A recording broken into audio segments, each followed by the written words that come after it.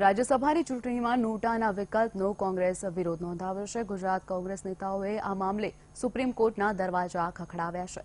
રાજ્યસભામાં નોટાના ઉપયોગ સામે કોંગ્રેસ નેતાઓએ સુપ્રીમ કોર્ટમાં અરજી દાખલ કરી છે। આ મામલે કોંગ્રેસના નેતા અને રાજ્યસભાના સભ્ય કપિલ સિબ્બલ અને વિવેક તનખાએ સુપ્રીમ કોર્ટમાં અરજી કરી છે અને ઝડપથી સુનાવણી હાથ ધરવામાં આવે તેવી માંગણી પણ કરી છે।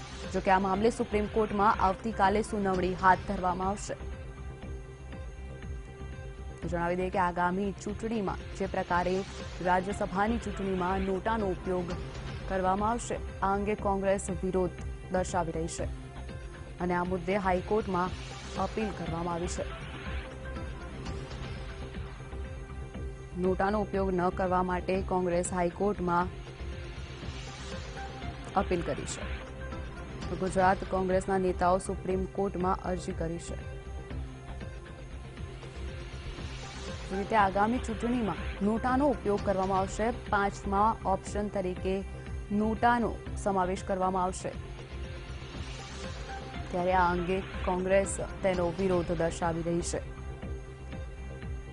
અંગે જ સુનાવણી આવતીકાલે સામે આવશે।